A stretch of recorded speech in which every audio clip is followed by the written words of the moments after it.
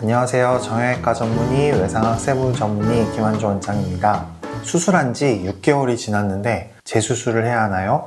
30대 환자의 요골 분류압에 대해서 얘기를 해보려고 합니다. 제가 전에도 말씀드렸지만 요골과 척골은 같이 부러집니다. 요골과 척골은 우리 땅을 보통 이렇게 짚으시면서 몸이 붕 뜬 상태에서 이렇게 땅을 손으로 이렇게 딱 짚을 때 두 개의 뼈가 부러지는데요. 요골과 이 척골 이렇게 두 개의 뼈가 같이 부러집니다. 보통 대부분 같이 부러지는 경우가 일반적이에요. 보시면 요골과 척골 이렇게 딱 부러져 있는데 조금 이렇게 확대를 해서 보면은 척골은 조각, 분쇄된 조각이 없는 단순 골절이지만 요골 같은 경우에는 여기 보시면은 굉장히 이렇게 얇고 이렇게 길다란 이런 작은 분쇄 골편을 동반한 복합골절이라고 볼 수가 있습니다. 요골과 척골 이런 경우에는 굉장히 뼈가 길고 얇아요. 그래서 단단하게 고정을 해준다고 하더라도 뼈가 안 붙을 확률이 다른 골절 부위보다 훨씬 더 높습니다. 전완부, 요골 같은 경우에는 통상적으로 우리가 분류압 확률을 문헌에서 한 2%에서 10% 정도로 보고가 될 정도로 분류압의 확률이 굉장히 높은데요. 이런 식으로 작은 분쇄 골편이 있는 경우에는 더 뼈가 안 붙을 확률이 높아집니다. 오히려 조각이 크면은 그 조각을 맞추면은 뼈와 뼈끼리 이렇게 더 잘 붙을 확률이 높은데 조각이 적으면은 젤을 끼워 넣어도 죽거나 아니면 빼버려도 그 사이에 뼈가 안 차거나 할 확률이 굉장히 높습니다. CT를 보면 이렇게 작고 긴 이런 웨지가 이렇게 보이고 있고요. 이 수술 직후 엑스레이인데 수술 직후 엑스레이를 좀 이렇게 확대를 해서 보면은 아마 요 지금 떨어져 나가 있는 조각이 요 사이에 이제 낑겨져 있어야 되는 조각으로 보이는데요. 조각 자체를 이렇게 낑겨놔도 빠져나올 확률도 높고 이게 잘 안 붙을 확률이 높습니다. 이렇게 수술 직후에 이런 식으로 이 조각이 빠져나와 있는 경우에 운이 좋아서 이게 뼈가 붙을 확률도 있지만 이런 식으로 6개월이 지나면서 척골은 이렇게 뼈가 붙어가는데 요골은 점점 더 골절 간격이 넓어지는 겁니다.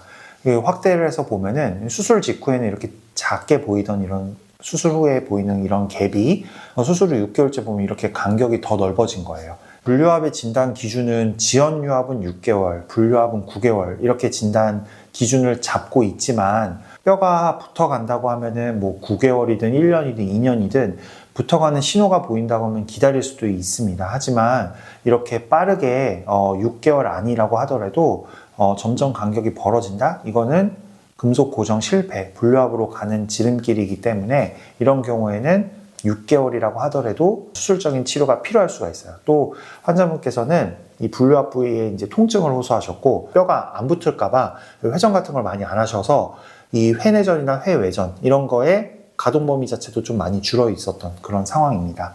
그래서 골절 부의 간격이 넓어져 있고 가동 범위도 제한이 있고 분류압 부의 통증도 호소하는 이런 상황에서 6개월째 이제 조기 수술을 고려를 하였습니다. 그래서 수술은 전에 이제 절개 부위를 그대로 이용을 했습니다. 들어가서 보니까 이렇게 기존에 있는 금속판이 보였고 금속판을 제거하고 나니까 마치 이제 뼈가 붙은 것처럼 보이지만 굉장히 많은 골 결손 부위가 있었습니다. 만약 엑스레이나 CT에서 보는 것보다 경화된 부분을 제거를 해주다 보면은 실제로는 더 뼈 이식을 해야 될 부분이 많아질 수 있어요. 경화된 뼈를 그대로 두고 그 위에다가 뼈 이식을 하게 되면은 뼈가 안 붙을 확률이 굉장히 높습니다. 경화된 부분을 잘 깎아주고 뼈 이식을 해주는 게 분류압 수술의 성공의 핵심이라고 볼 수 있고요. 그 다음에 이렇게 초록색으로 표시를 한 부분이 이전에 나사못을 집어넣었던 그런 공간입니다. 근데 그 공간을 이렇게 피해서 2.0mm의 좀 작은 금속판을 고정을 했어요.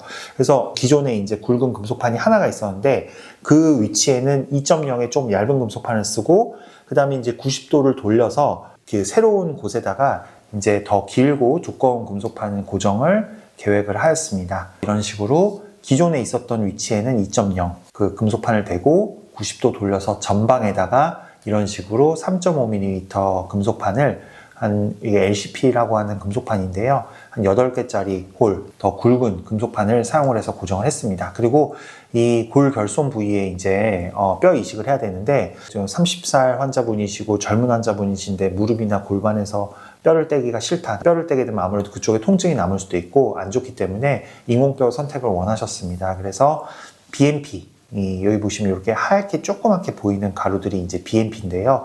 제가 보통 골결손이 굉장히 심할 때는 이제 BMP랑 자가골을 섞어서 쓰는 경우가 많은데, 이런 식으로 골결손이 적을 때는 이 BMP와 DBM, 여기 보면 이렇게 하얗게 크게 보이는 것이 DBM입니다. 그래서 BMP와 DBM을 믹스를 해가지고 이렇게 골결손 부위에 해당하는 부위에 이런 식으로 단단하게 촘촘하게 뼈 이식을 하였습니다. 그래서 재수술 직후 엑스레이를 보면은 기존의 이제 첫 수술보다는 조금 더 긴 금속판이 고정이 되어 있는데요. 이 골결손 부위, 특히 이제 이 엑스레이에서 보시면은 요 장면을 보시면 골결손 부위가 굉장히 넓죠. 확대를 해서 보게 되면 여기 보면 조그맣게 보이는 하얀색 알갱이들, 이런 것들이 이제 BMP입니다. 그거랑 이제 DBM을 믹스를 해서 이렇게 넣어 두었는데요. 재수술 후 5개월째, 5개월째 엑스레이를 보면은, 금속이 잘 유지가 되고 있고, 나사못도 잘 유지가 되고 있고, 특히 이렇게 확대를 해서 봤을 때, 아까 이제 수술 직후에 보였던 이렇게 비어있던 부분들이 이렇게 다 차 있는 것을 볼 수가 있습니다. 그래서 환자분은 수술 직후에 바로 더욱더 단단하게 고정이 되었기 때문에 회내전, 회회전 같은 운동을 한 2, 3일 뒤부터 바로바로 시작을 하였고, 이렇게 5개월 됐을 때 완전한 골 유합을 얻을 수가 있었습니다. 이 작은 뼈 조각이 있을 때는 지연 유합 및 불유합 확률이 굉장히 높습니다.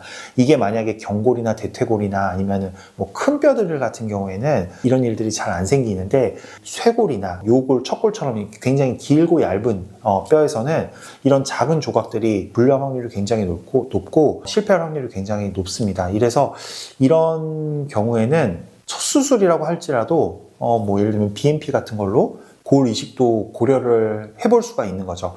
굉장히 결과론적인 얘기인데, 저도 만약에 처음에 이런 수술을 하게 되었을 때는 처음부터 BMP가 굉장히 비싸잖아요. 이런 BMP를 처음부터 하기가 쉽지 않았을 것 같아요. 근데 뭐 이런 여러 가지 이제 케이스를 봤을 때는 환자분과 좀 상의를 해서 이런 경우에는 이 조각을 잘 끼워놔도 빠져면서 안 붙을 수가 있고, 조각을 뺐을 때 이 뼈가 안 붙을 확률이 굉장히 높기 때문에 이런 경우에는 환자분과 수술 전에 충분히 논의를 통해서 우리가 초기 골 이식 같은 것도 고려를 해보면 좋은 옵션이 될 것 같습니다.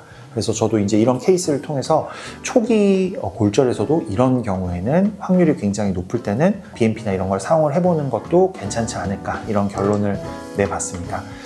오늘도 영상 봐주셔서 감사합니다. 댓글에 많은 질문 환영합니다.